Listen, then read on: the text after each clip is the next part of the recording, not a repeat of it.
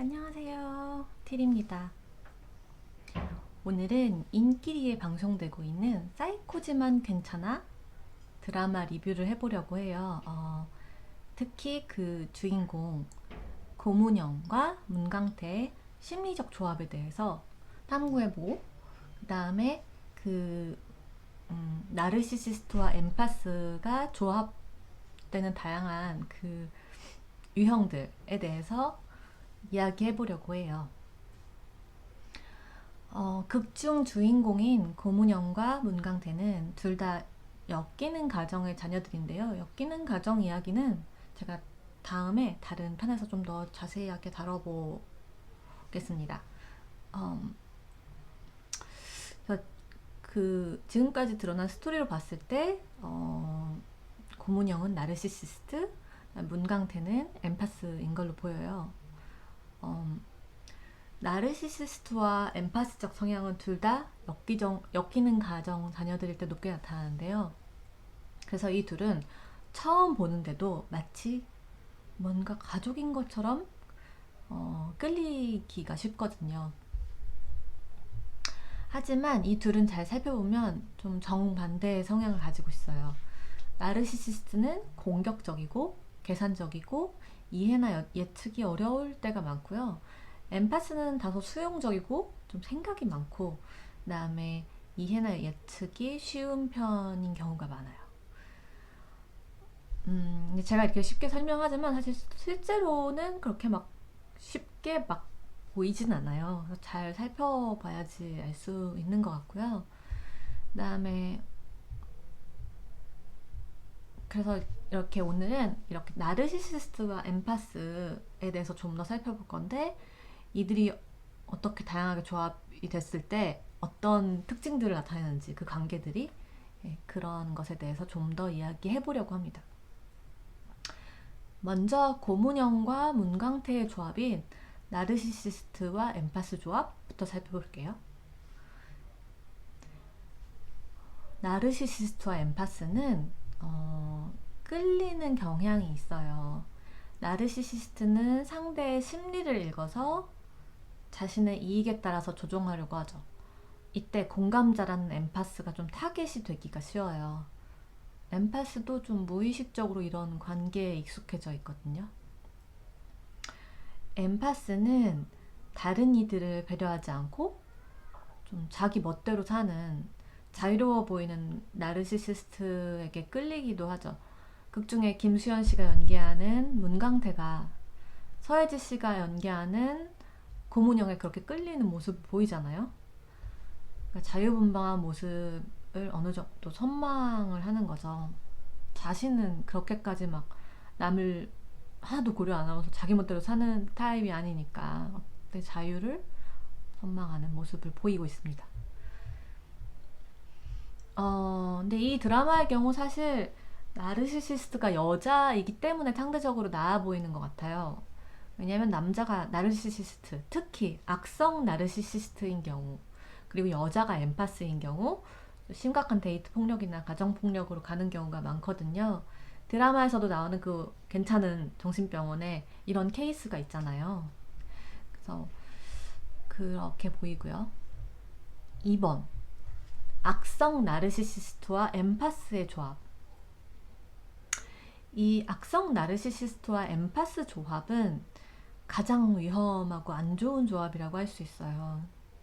대부분의 데이트 폭력, 가정 폭력, 아동 학대 등의 경우 이런 조합으로 이루어지는 경우가 많고요. 기본은 나르시시스트 엠파스 조합과 비슷한데, 악성 나르시시스트의 특징은 좀 지킬앤하이드 아시죠? 그러니까 지킬앤하이드 느낌이라고 살짝 보시면 될 것 같아요. 그러니까 철저하게 가면을 쓴 이중인격자예요. 그래서 물론 모든 사람들이 어느 정도 그 사회생활을 위한 가면이 있기 마련이죠. 그렇지만 악성 나르시시스트들은 고장난 인격을 가지고 있어요. 그래서 아주 계획적으로 다른 이들을 기만하고 또한 공격한다는 게 다른 점이에요.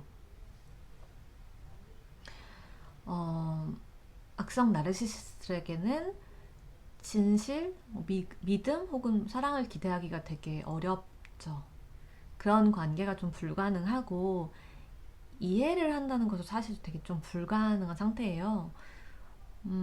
이런 이들을 경험하게 되면 좀 인간에 대한 신뢰를 상실하기 쉬워요. 이 얘기는 제가 지난 편에서도 몇 번 말씀드렸는데, 문제는 이제 엠파스들이 뭔가 저 사람 되게 힘든 것 같다라면서 막 공감하면서 연민을 느끼면서 이해해 보려고 하고 막 이럴 때 정말 끝이 없이 나락으로 떨어질 수 있어요. 예, 정말 좋지 않고, 진짜 특히 엠파스들은 악성 나르시시스트를 만약 만났다면 빨리 알아보셨으면 좋겠고, 빨리 좀 벗어났으면 좋겠다는 바람이고요. 그렇기 때문에 제가 또 이러한 영상들을 제작 만들고 있는 것 같아요.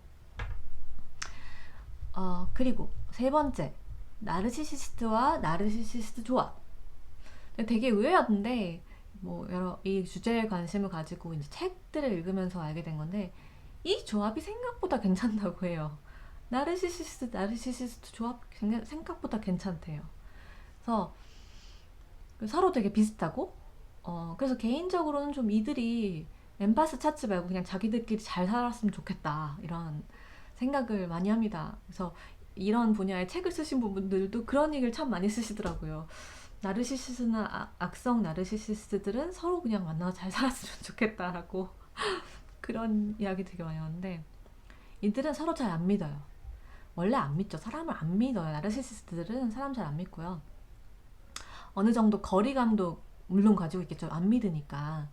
그래서 그 정도의 거리감도 있고 해서 오히려 잘 될 경우 좋은 친구 이런 관계를 잘 유지할 수 있다고 해요. 그리고 사실 그러니까 이해관계 위주의 커플이잖아요. 뭐 어떤 비즈니스 커플이라고 하거나 이제 쇼윈도 커플이라고 하는데, 뭐 이런 얘기들이 좀 안 좋은 뭐 의미로 쓰이기도 하지만 그냥 서로 만족하면서 살 수 있다는 거죠. 그래서 그러니까 뭐 긍정적인 경우겠죠. 뭐 안 좋은 경우도 있겠지만, 그래서 자기애가 강한 이들은 그런 나르시시즘적 어떤 순간들, 모먼트들을 기억하면서 잘 살아간다고 해요. 그래서 둘 다 타인에게 매력적으로 보이는 것에 굉장히 집착을 하고, 그다음에 다른 이들보다 우리가 우월해, 우리는 우월하게 사는 커플이야, 이런 어떤 게 만족이 되면 잘 산다고 해요. 예. 그리고 마지막, 엠파스와 엠파스의 조합. 사실 개인적으로는 좀, 이게 제일 좋지 않을까라고 생각을 하거든요. 그리고 왜냐면 서로의 영혼이나 어떤 고통을 제일 잘 이해할 가능성이 있기 때문이에요. 공감을 잘하고, 또 연민을 잘 느끼고. 그래서 다만 이제 엠파스 혹은 초민감자들이 좀 주의해야 할 점은, 다른 이의 고통을 자신의 고통처럼 느낄 때가 많아서 이걸 좀 주의해야 한다고 합니다. 그래서 상대가 이제 좀 뭔가 우울한 상황이나 이제 좀 안 좋은 상황에 있을 때 그런 어떤 상처들, 부정적인 에너지들을 자기 것인 것처럼 흡수해서 탈진하고 중심이 무너지는 경우가 있을 수 있어요. 그럼 되게 안 좋아질 수 있거든요. 그러니까 둘이 같이, 한 사람이 힘들면 이제 좀 한 사람이 받쳐줘야 되잖아요. 근데 이제 엠파스들은 서로 이걸 막 흡수하다 보니까 안 좋은 상황에 있을 때 이제 같이 쓰러지는 경우들이 생길 수 있다는 거죠. 그래서 그래도 이제 상대의 고통을 연민하고 공감은 하지만, 어느 정도 이제 나의 고통과 상대의 고통을 어느 정도 분리해서 바라보고 그다음에 서로를 배려해서 간다면 사실 되게 좋은 짝이 될 가능성이 있는 거죠. 그래서 그리고 왜 그러냐면, 왜 엠파스들끼리 만나는 게 좋다고 좀 생각을 하냐면, 엠파스들은 특히, 보통 사람들도 마찬가지겠지만 엠파스들은 특히 다른 이들을 착취하는 사람들을 주의해야 할 필요가 있어요. 예, 그렇기 때문이고요. 개인적으로 이 드라마 사이코지만 괜찮아, 되게 재밌게 보고 있습니다. 그 고문영의 동화로 나오는 동화들도 샀는데요. 동화들 그거 주문하니까 고문형 약간 사인이 되어 있더라고요. 제 관심 주제들도 많이 나오고, 그래서 정신 건강에 대한 이슈들을 많이 다뤄줘서 좋은 것 같아요. 이제 그 드라마가 이제 가면 갈수록 부모들의 이야기를 다루는데, 이제 어떻게 전개될지도 궁금하고요. 이번 영상 도움 되셨거나 재밌으셨다면 구독과 좋아요 부탁드릴게요. 그럼 다음에 봐요. 안녕.